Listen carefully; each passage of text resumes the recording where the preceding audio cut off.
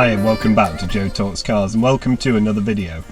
Today's video is a little bit different to a normal video that I've done. It didn't actually go to plan, so apologies in this video if I look and sound a little bit rough. I'm not feeling very well at all, and this video hasn't really gone to plan. This is the second time I've filmed it. I actually drove out this morning to go to my local test centre to be tested for COVID, so I feel absolutely rubbish, and before anyone asks, I am double jabbed, so yeah, just gotta wait for the results.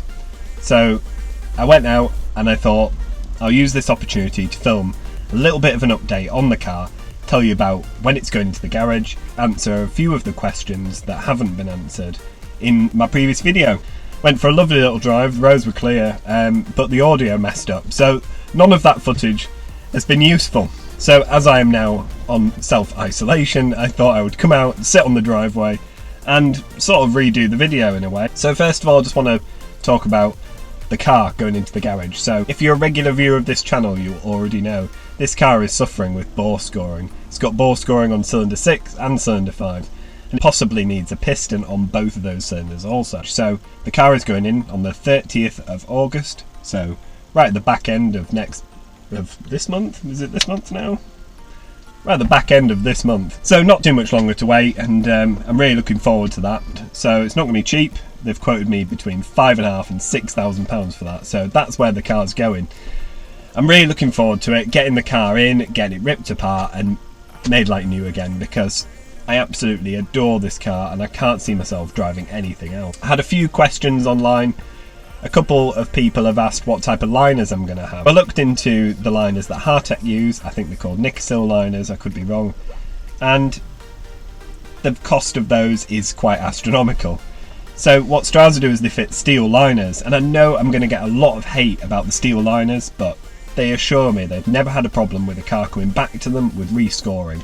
So I don't see how the steel liners could be any worse than what's fitted as standard. So providing I look after the car, follow the service schedules and use the oil they recommend, I shouldn't really have a problem. So I am going to take that risk. The cost implications of going for a Nickel liner, it's almost double. It's not something I'm willing to spend on this car. Ultimately, the car isn't really worth spending sort of £10,000 or £15,000 on an engine rebuild, but it is worth spending 5 or 6, which is what it's going to cost me. A few people have asked about what was my rationale as to why I'm spending £6,000 on an engine rebuild rather than just putting that money towards buying a Gen 2 car. Well, it all comes down to maths. So this car costs £14,000, and if I spend £6,000 on it, which would be a good outcome if I'm honest, it's probably going to cost a little bit more than that, I will only be £20,000 in this car. And when you consider how good the car will be with a brand new engine, and at the end of the day it's still a 3.4S, so for £20,000 I think it's a fairly good deal actually. Not only that, but I know this car. I know it's had recent brakes, it's had brand new tyres fitted recently, and the car is sound, apart from obviously the 2 cylinders that are scored.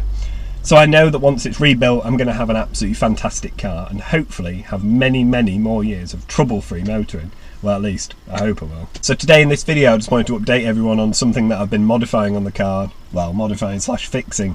I've fixed something on the car which has been bothering me since the day I bought it, and that is the temperature controls. So anyone that has a Porsche of this era will know the temperature controls are awful. They go all sticky and all the coating sort of rubs off them, and it's dreadful. It really looks bad.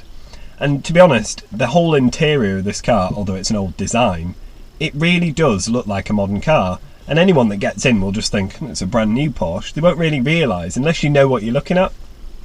But the one thing that gave away this car's age was these horrible buttons. The way they'd just gone, I mean, you can see they just look an absolute state. So what I did was I got some online, some replacement buttons. They're not even rubber coated, they're just like hard plastic. Now they're not the most cheap things to get. I think they're around 60 quid, which is staggering for 2 bits of flimsy plastic. However, they weren't that bad to swap, and now I've swapped them. I mean, the difference is night and day.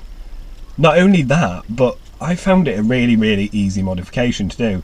So I'm going to put some footage on the screen now to show you how I actually went about changing it.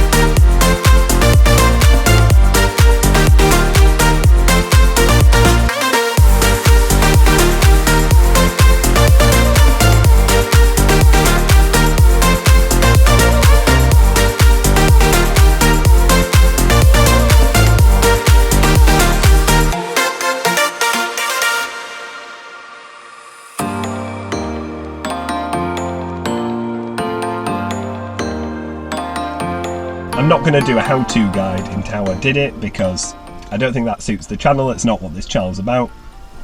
But what I will do in the description is I'll put a step-by-step guide on how I did this, because it is honestly really, really simple, and I don't think a full video guide is necessary. I think you should be able to follow some basic instructions and achieve what I have, and I think you'll agree it looks absolutely brilliant.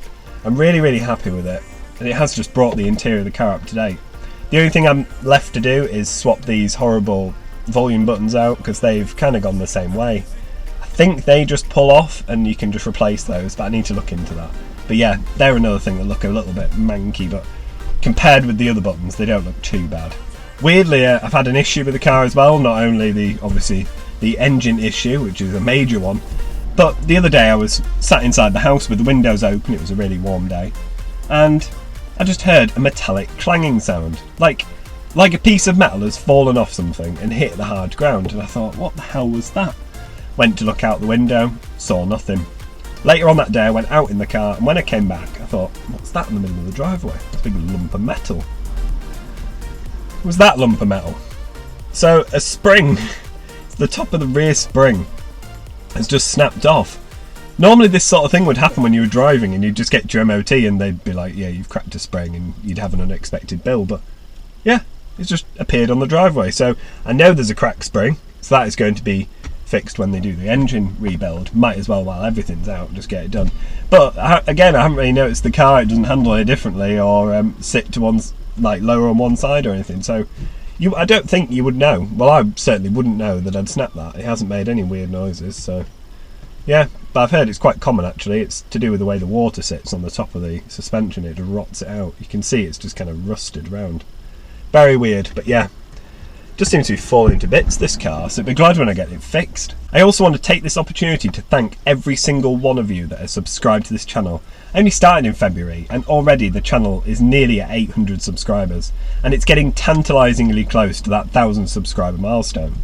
It's something that I'm really, really desperate to hit now, because once this car goes into the garage, it's going to start costing thousands and thousands of pounds, and being able to reach the 1,000 subscribers means I can monetize this channel and just claw back a little bit of money. It won't be much, but a little bit of money that will help with the rebuild.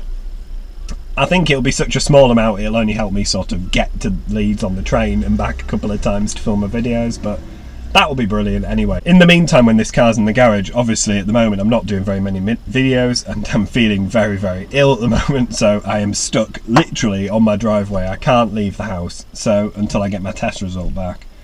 But in the meantime, while this car is off the road, I have got some other cars which I'm going to bring onto the channel. There's a car I'm going to be borrowing for 12 weeks. I'm going to do a full video on that, and hopefully, if I've not got COVID, I'll be travelling up to Scotland on Tuesday in it, and I'll do a full road trip in that car as well. Now, it's not a Porsche, and it's not something you'd probably expect to see on the channel, but I think it's a really, really interesting car, so make sure that you stay tuned to watch all of those videos with that car. I really do apologise if this video has been rubbish. Like I said, I went out earlier, tried to film it on the road, and the sound quality was just so bad. I don't know what the hell went on, but it all just went wrong, and all I did was go to the test centre, get my test and drive home. So all that footage was wasted, and now I can't go out and redo that. So I thought, rather than not do a video today, I would just have a lem sip, come out the house and try and smash a video out as best I can. Give you a little bit of an update on what I've been doing with the car, and also about more details about when it goes into the garage.